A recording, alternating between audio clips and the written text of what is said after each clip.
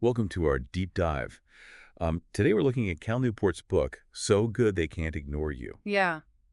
And it's a really interesting look at career advice and Uh-huh. sort of pushes back against The the classic. classic advice Yeah. to follow your passion. Right. So we're going to be kind of diving into this book and exploring that. It's intriguing how Newport suggests that pursuing passion might not be the best approach, and that building valuable skills is the true way to find work that you enjoy.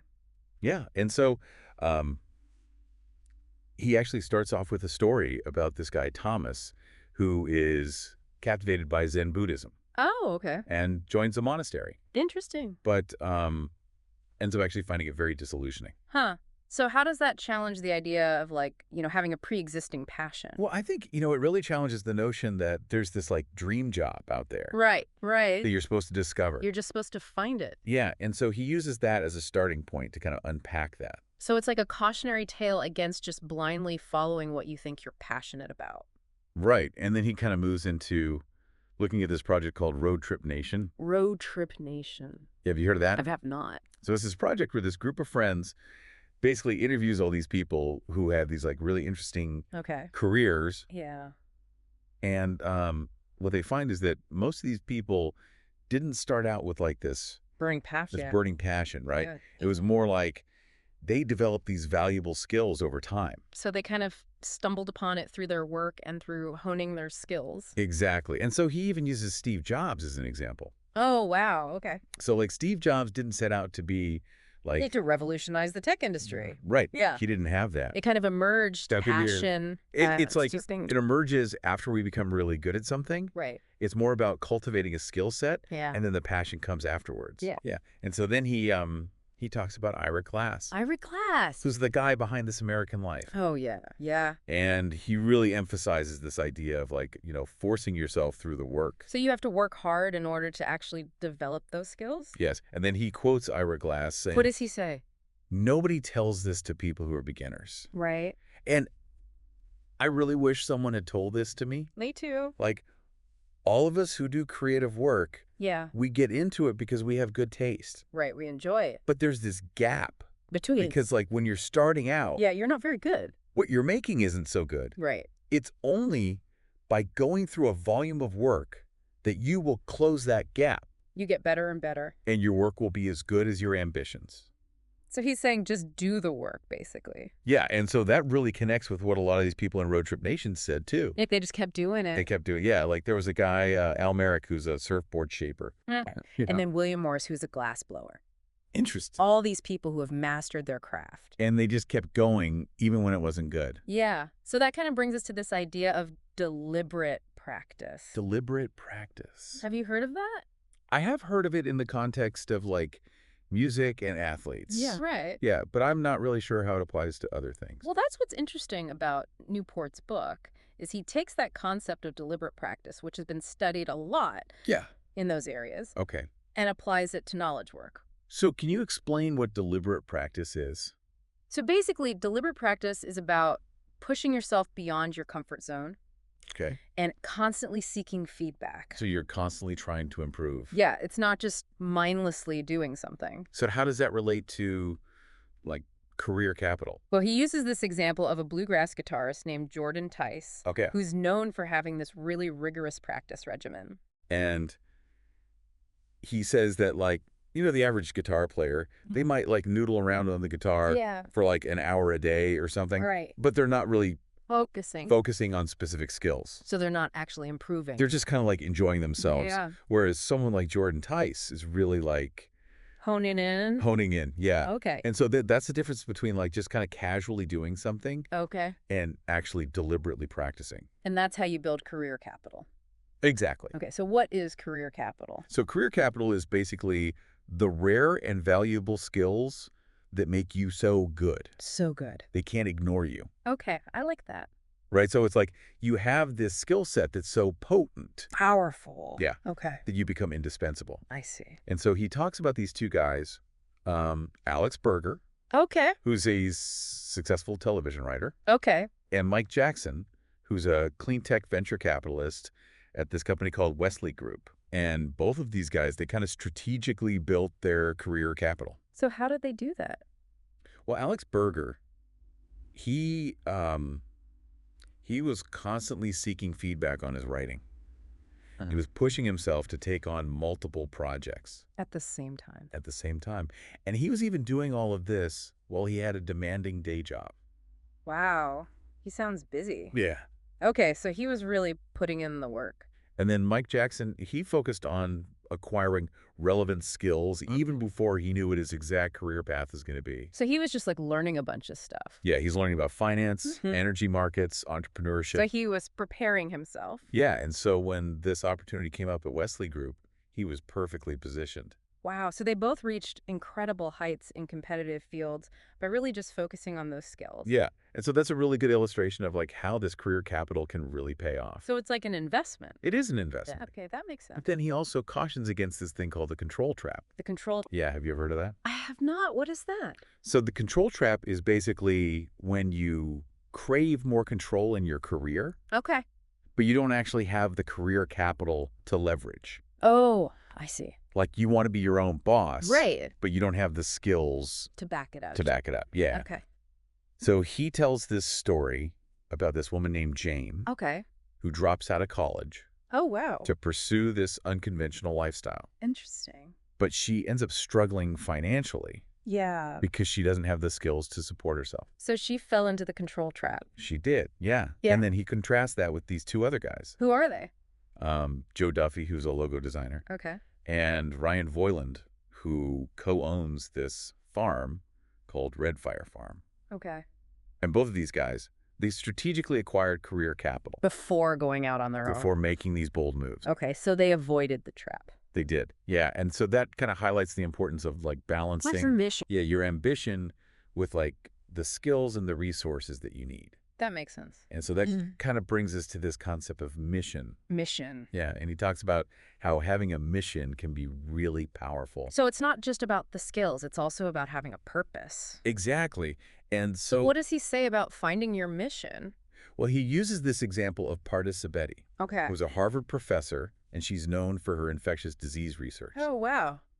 But she also has this love for music Okay. and global health. Interesting. And so she really embodies this idea of like aligning your skills with something that you're passionate about. That's really cool. And so, So how does he suggest we find our mission?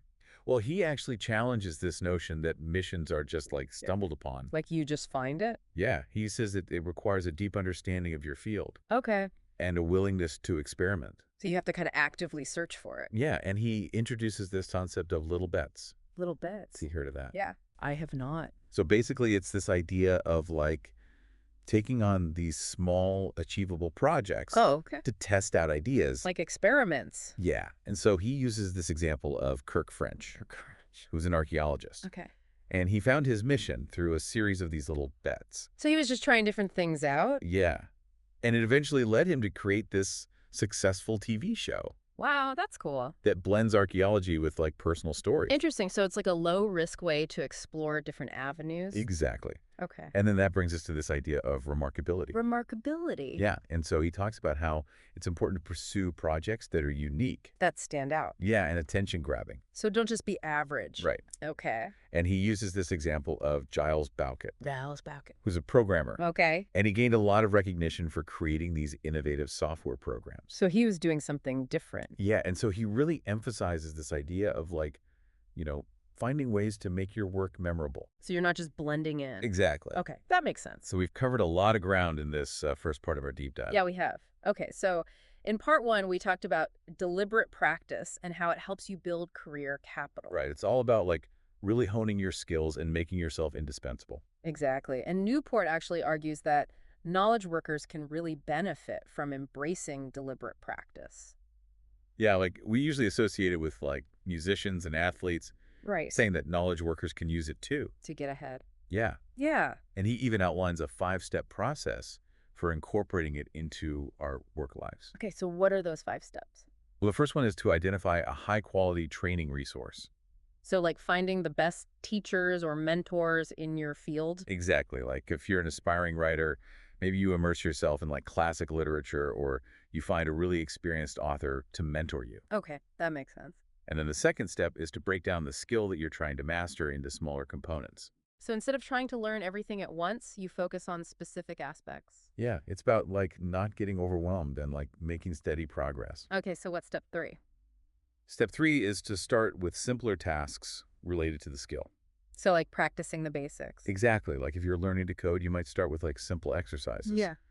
before moving on to like building complex applications. That makes sense, building up your foundation. Yeah, and then step 4 is where we introduce the stretch element. The stretch element. Yeah, so this is where you start to venture beyond your comfort So zone. you're pushing your limits. Yeah, you're taking on tasks that are slightly beyond your current capabilities. Okay, so it's about embracing that discomfort.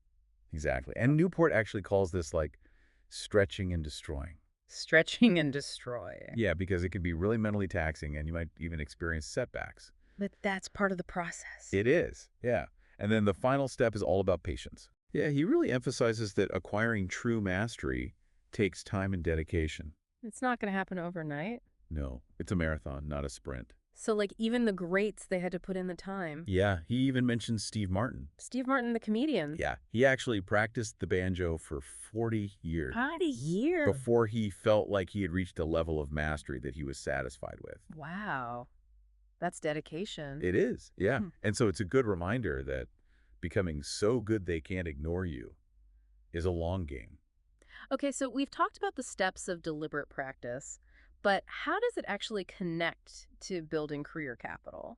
Well, let's go back to Alex Berger, the television writer that we talked about in part 1. Okay, yeah, he's a good example. He really meticulously applied deliberate practice to his writing. So he was constantly seeking feedback and pushing himself to take on more challenging projects. Exactly. And he even did all of this while he was working a demanding day job. Wow, that's impressive. Yeah. And then there's Mike Jackson, the clean tech venture capitalist. Yeah, what about him? He focused on accumulating relevant skills even before he knew exactly what he wanted to do. So he was kind of hedging his bets. Yeah, he was learning about finance, energy markets, entrepreneurship, all these different things. So when the opportunity came up at Wesley Group, he was ready. Exactly. And so both of these guys, they really embody how deliberate practice can lead to tangible career capital. Okay, so it's not just some abstract concept, it actually translates into real-world success. Right. And that success can then lead to more control over your career. Okay, so let's talk about control. Yeah. So Newport argues that autonomy, the ability to kind of direct your own efforts and make decisions is really important. Like being your own boss. In a way, yeah. And there's actually research that shows that organizations that give their employees more control Yeah. tend to have higher productivity and engagement. Okay, that makes sense. Yeah, like there's this thing called the results-only work environment, or ROWE, ROWE. where employees are basically evaluated solely on their outcomes. So it doesn't matter how they get the work done as long as they get it done. Right. And companies that have adopted this philosophy have seen like huge increases in employee happiness. Interesting. But Newport also cautions against the control trap that we talked about earlier. Right, where you want control before you have the skills to actually handle it. Exactly. And he uses Jane's story as an example. Remember Jane? She dropped out of college. Yeah, she was so eager to like create this nonprofit and make a difference. But she didn't have the skills to support herself. Right. And so she ended up struggling financially and her mission kind of stalled. So it's a good reminder that you need to balance your desire for control with the skills and resources you need to actually succeed. Exactly. And then he contrasts Jane's story with Joe Duffy, the logo designer. Yeah, he waited until he had built up his career capital before going out on his own. Right. He worked in the advertising industry for a while before launching his own design firm. Smart move. Yeah. And then there's Ryan Voiland, who spent over a decade honing his farming skills before getting a loan to start Red Fire Farm. So he really made sure he was prepared. Exactly. And so these stories show that a strategic approach to control can lead to much better outcomes. Okay, so how do we know if we're falling into the control trap or if there's a legitimate obstacle in our way? Well, Newport gives us some questions to consider. Okay, what are they? First, you're going to ask yourself, is the resistance coming from people who are actually invested in your success? So, like, are they mentors or advisors who have a good track record of supporting you? Yeah, and if they're expressing concerns, maybe you should listen. Okay, that's fair. And then the second question is the resistance based on your lack of preparation? So are they saying you need more skills or experience? Yeah, and if that's the case, then maybe you do need to develop those areas further. Makes sense. And then third, you got to consider, is this resistance specific to your current situation? Or is it like an industry-wide thing? Yeah, like is it something that you would face even if you switched jobs or careers? Interesting. And then finally, you got to ask yourself, is this resistance really about control, or is it something else entirely? So maybe it's just a personality clash or a miscommunication, Right. And so by asking yourself these questions, you can get a better sense of whether the resistance is a real obstacle. or just a sign that you need to adjust your approach. Right. And so now that we've talked about control, let's move on to mission. Okay, mission. Yeah. So Newport argues that having a unifying mission can make a big difference in your career satisfaction. So it's about having a sense of purpose. Exactly. And it can help prevent you from feeling like your work is meaningless. Okay, so how do we find our mission? Well, he uses Party Sabetti as an example again. The Harvard professor. Yeah, she's a great example of someone who has aligned her skills with something she's really passionate about. Right. Her work with infectious diseases and her love for music and global health. Exactly. And so he's saying that we should try to find that same kind of alignment in our own lives. So it's not just about being good at something, it's about using your skills to make a difference. Right. And he challenges the idea that we just stumble upon our missions. We have to actively look for them. Yeah, he says it requires a deep understanding of our field Okay. and a willingness to experiment. So how do we experiment with our mission? Well, he talks about this concept of little bets. We talked about that before, right? Yeah, those small, achievable projects Okay, yeah. that let you test out different ideas. Like prototypes for your mission. Exactly.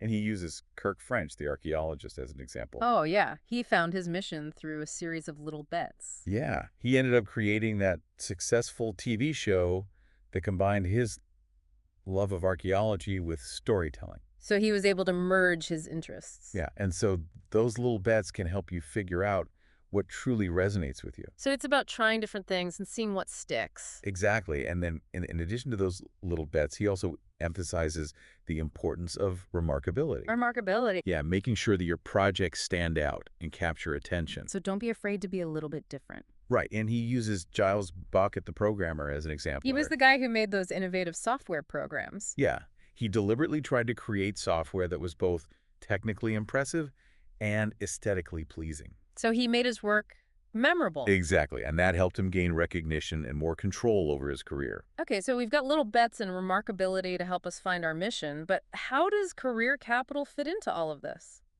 Well, Newport argues that without a solid understanding of your field and a strong skill set, Yeah, it's hard to actually define a meaningful mission. it's like you need a foundation to build on. Exactly. And so he introduces this concept called the adjacent possible. The adjacent possible. Yeah, have you heard of that? I haven't. What is that? So it's this idea that groundbreaking ideas often come from the space that's just beyond the current cutting edge of a field. Okay, so you're building on what already exists, but pushing it further. Exactly. And Newport applies this to career missions.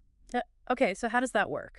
He's saying that the most compelling missions are often found by people who have reached a certain level of mastery. So they can see beyond the conventional ways of doing things. Right, and that mastery comes from building career capital. So it's like career capital is the key that unlocks the door to the adjacent possible. Yeah, it gives you the skills and the perspective to identify and pursue those truly innovative and fulfilling missions. Okay, that's a really interesting way of thinking about it. Yeah, so he really stresses the importance of like investing in your craft, pushing yourself beyond your comfort zone, and embracing the challenges of deliberate practice. Because that's what allows you to find that mission that really resonates with you.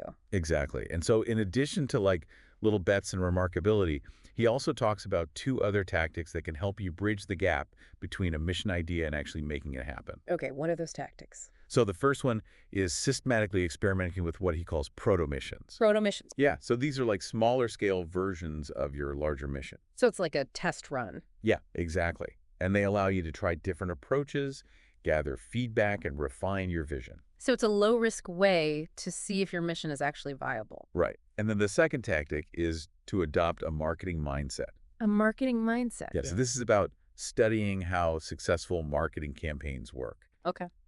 and applying those principles to your career. Interesting. Yeah, he talks about Seth Godin, the marketing expert. Oh, yeah, I've heard of them. And Godin coined this term called the purple cow. The purple cow. Yeah. And the idea is that in a world that's full of choices, Yeah. you need to create something that stands out. Something remarkable. Exactly. And so Godin uses this analogy of a purple cow. Okay. Like if you're driving past a field of brown cows and you see a purple cow, You're going to notice it. you're going to notice it, Yeah, right? yeah. And so he's saying that we should apply that same principle to our careers. So we should try to be the purple cow in our field. Exactly like Giles Balkett, the programmer. Yeah, he was definitely a purple cow. He was. Yeah, he made his software stand out, and that helped him get noticed. So a marketing mindset can help you get recognized and achieve your mission. Exactly. And so Newport actually applies all of these principles to his own career as a professor. Really? Yeah, he talks about how he uses deliberate practice in his research. So he's constantly pushing himself to improve. Yeah, he seeks out challenging problems, and he's always asking for feedback. That's cool. And he also talks about how he tries to carve out autonomy within the structure of academia. So he's finding ways to have more control over his work. Yeah, he prioritizes projects that he's interested in, Hmm. and he looks for opportunities to shape his research agenda. So he's walking the walk. Yeah, and his experiences show that these principles can be applied to any career. Okay, so we've covered a lot of ground in this part. We have. So we've talked a lot about Cal Newport's so good they can't ignore you in the last two parts. Yeah, we've really dug deep into his ideas. Yeah. As we kind of wrap up our exploration, Okay. I think it'd be helpful to bring together all these different elements that we've discussed that contribute to like A fulfilling a really fulfilling and impactful career. Right? We've talked about like, the pitfalls of just following your passion blindly. Right. We talked about the power of deliberate practice building career capital, The control trap. the control trap, the importance of having a mission. Yeah, a lot of stuff. So, how do all of these things kind of work together to create work that we love? Yeah, how do we put it all together? So Newport really emphasizes that it starts with developing valuable skills, Okay. like those rare and sought-after abilities that make you stand out. Like the things that make you so good they can't ignore you. Exactly. And he calls these skills career capital. Career capital. Yeah.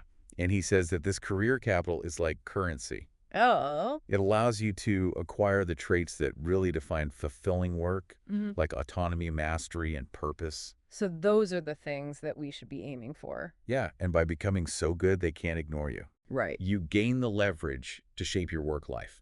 You have more control. Exactly. You can pursue projects that you're actually interested in, Okay. and you can make a meaningful contribution to your field. So deliberate practice is how we build that career capital, right? Right. Deliberate practice is essential for, like, accelerating that acquisition of career capital. It's all about pushing yourself beyond your comfort zone, getting feedback constantly, and really embracing the challenges of learning and growing. Yeah, it's not just about mindlessly doing something. It's about being intentional and focused. So once we have that career capital, then we can start thinking about control. Right. And it's important to be strategic about when you seek more control. Yeah, because if you try to get too much control too soon, it can backfire. Right. Like Yeah. Jane. Poor Jane. She dropped out of college because she wanted that freedom and flexibility. But she didn't have the skills to support herself. And her mission stalled. Right, whereas Joe Duffy and Ryan Voiland, they waited until they had built up their skills and experience before going out on their own. Exactly. And they were much more successful because of it. So patience is key. Yeah. And then in addition to career capital and control, we also need a mission. A sense of purpose. Yeah, something that gives our work meaning and direction. Like Pardis Sabeti. Yeah, she's a great example of someone who's found that alignment between her skills and her passions. Her work is making a real difference in the world. And that's what we should all be striving for. Okay, but how do we find that mission? Well, Newport says that it's not just about stumbling upon it. We have to actively search for it. Yeah. And he says it often emerges from what he calls the adjacent possible. The adjacent possible. Yeah, it's kind of a tricky concept. Yeah. Can you explain it a bit more? So basically, it's the realm of ideas that are just beyond the current cutting edge of a field. Okay. So to find those really innovative and fulfilling missions, Yeah. you need to have a deep understanding of your field. Okay. And you need to be able to see beyond those conventional boundaries. So you need expertise. Exactly. And that's where deliberate practice, career capital, and control all come So all in. work together. They do. Yeah. By dedicating yourself to mastery, you gain the skills to excel. Right. And you develop that perspective that you need to identify a mission that really resonates with you. It's like a cycle. It is. Yeah. Yeah. And Newport's own career is a great example of this. He's a professor, right? Yeah. And he talks about how he uses deliberate practice in his research, Okay. how he tries to carve out control within the academic structure, Right. and how he aligns his work with a mission to explore the intersection of technology and culture. So he's living proof that these principles work. He is, yeah. And so I think that's a really inspiring takeaway from this book. It is, Like, yeah. it's not just about finding a dream job. It's about creating a career that's both meaningful and rewarding. So, what are the key things we should remember from our deep dive? Oh, I think it's helpful to think about it as like a 10-point summary. A 10-point summary. Okay, I like that. So first, ditch the myth of just blindly following your passion. Right. Focus on building valuable skills Exactly. Those rare and sought-after skills that make you stand out. and embrace deliberate practice as the way to master those skills. Yes, and remember that career capital is the currency for fulfilling work. It gives you the leverage to have autonomy, mastery, and purpose. And be strategic about seeking control. Don't rush into it. Right, make sure you have the skills and resources to back it up. Okay, what else? Find a mission that aligns with your values and expertise. Something that gives your work meaning. Exactly. And don't be afraid to use those little bets to explore different avenues. Those are the low-risk experiments. Right, and embrace remarkability. Make your work stand out. Yes, and remember that the most compelling missions often emerge from the adjacent possible. That space just beyond the cutting edge. Right, and that requires a deep understanding of your field. So keep learning and growing. Exactly. And by combining all of these things, deliberate practice, strategic control, a compelling mission. You can create a career that you truly love. Yeah, and that's what this book is all about. It's been a great deep dive. It has. I'm glad we could explore this together. Me too. Thanks for having me. And thanks to all of you for listening to our deep dive into So Good They Can't Ignore You. Yeah.